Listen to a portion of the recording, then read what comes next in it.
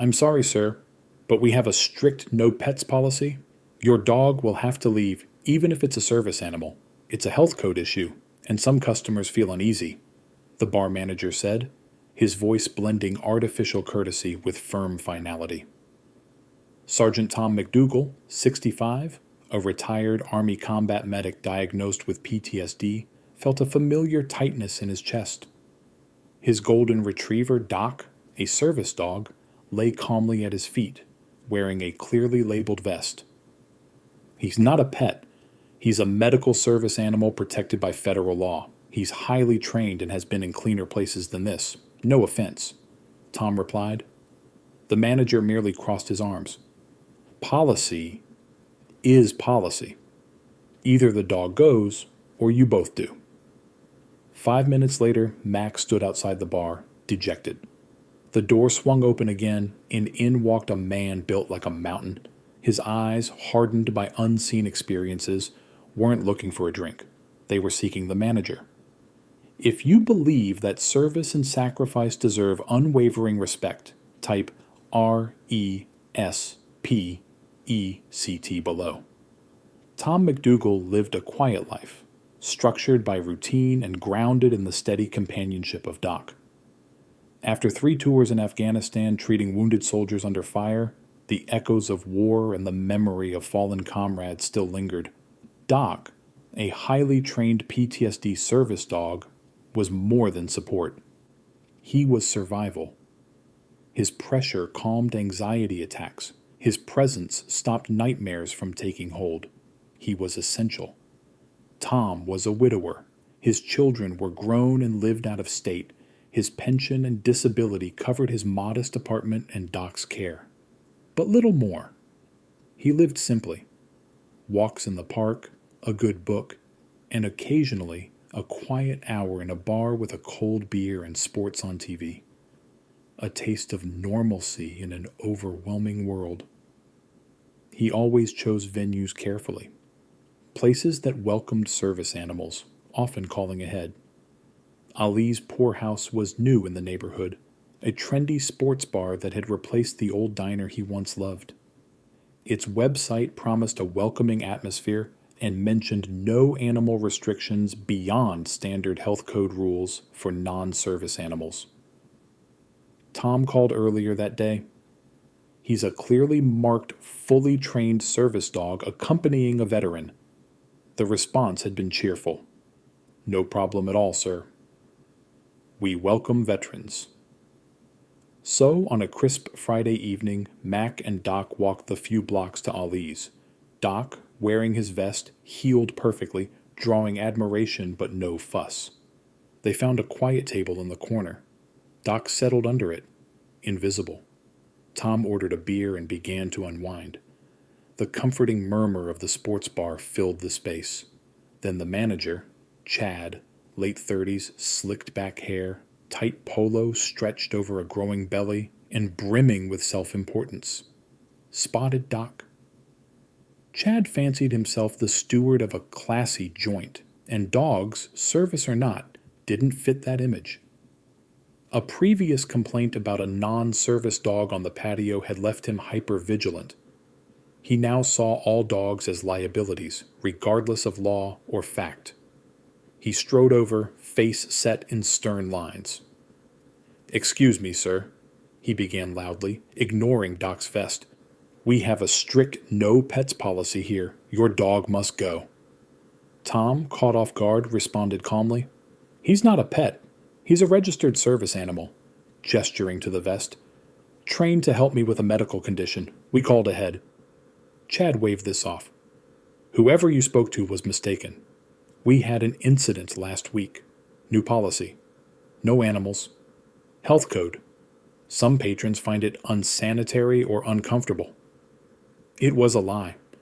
Health codes clearly exempt service animals, and no other patrons had objected. Doc hadn't moved. "The Americans with Disabilities Act protects my right to have my service dog in public places," Tom said, his voice steady, though his frustration was rising. "He's highly trained, no threat, and cleaner than some of your patrons." A few people chuckled. Chad glared. I don't care about federal law, Chad snapped. This is my bar, my rules. The owner wants a certain image and dogs don't fit. People have allergies. People are scared. It's a liability. Either the dog leaves or you both do. Your choice. Tom stared at him. He knew the law was on his side. He could argue. Demand to see the owner. Call the police. But these fights were exhausting. The joy of a simple evening had already vanished, replaced by the bitter sting of being dismissed. Again. He wasn't in the mood to be a spectacle. He looked at Doc, who wagged his tail, calm and loyal. Come on, Doc, he murmured, finishing his beer, leaving a $5 bill, and rising slowly, joints aching. Doc stood and followed. As they walked out, he heard Chad say to a server, See? No big deal. Just have to be firm with these people trying to bend the rules. The cruelty hit like a punch. Tom didn't look back. He and Doc stepped into the night air, the warmth of the bar fading behind them, replaced by a cold, familiar sense of injustice. Tom sat on a bench down the street, gathering himself. He was tired, not just physically, tired of having to justify his existence. He pulled out his phone. This wasn't just rudeness. This was deliberate discrimination. Time to make a call he rarely made. Jake Reaper Riley, former SEAL team leader, now head of a highly effective veterans advocacy group, answered. Tom explained the situation clearly. Riley didn't hesitate. Allie's poorhouse? Stay there. I'm 5 minutes out. We'll have a conversation. Less than 5 minutes later, a black, unmarked pickup rolled to a stop. It looked custom. Quiet. Powerful. Out stepped Jake Riley, not especially tall, but built like steel. Broad, sharp-eyed, his presence was intimidating, even in civilian clothes. He nodded to Mac, then walked straight into Ali's. Inside, Chad was still recounting his handling of the dog issue to regulars. Chad? Riley said softly, but his voice cut through the room. Chad turned, annoyed, then hesitated, sizing Riley up. Yeah? Can I help you? I'm Jake Riley, he said, offering a hand. Chad shook it. Riley's grip was unrelenting. You had an interaction with a combat veteran and his medical service dog? Chad rubbed his hand.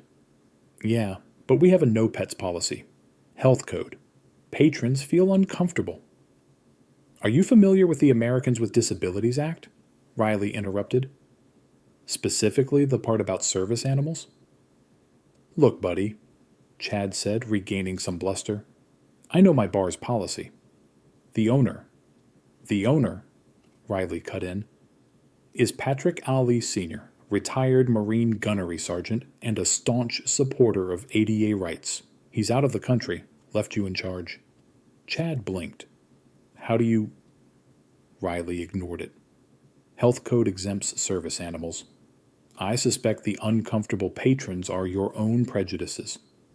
The man you ejected, Sergeant Tom McDougal, served 3 tours saving lives under fire. Doc is his lifeline, not a pet. Your ignorance made his world harder. The bar had gone silent.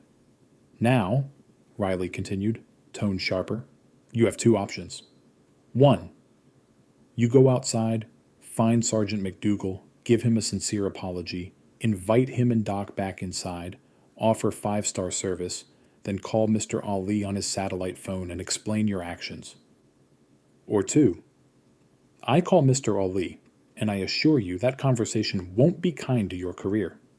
Chad's face paled. Oh, and while deciding, Riley added, feel free to call the police. Tell them a Navy SEAL is here, representing a veteran you just discriminated against. The color drained from Chad's face. He looked from Riley to the phone, knowing he had no choice. I'll go find him. I'll apologize. He practically sprinted out the door.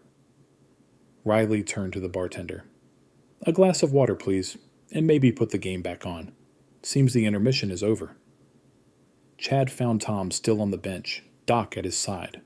The manager now looked like a different man, nervous, humbled. He stammered out apologies, begged him to return. Tom, surprised but calm, agreed.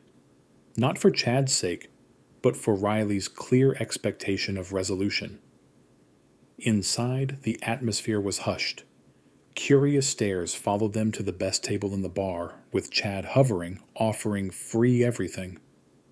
Riley stayed a few moments, made sure Tom was comfortable, nodded, and slipped out quietly. Tom enjoyed a peaceful hour. Several patrons came to thank him, offer drinks, which he politely declined. Chad had already offered more than enough. As Tom prepared to leave, Chad escorted him out personally.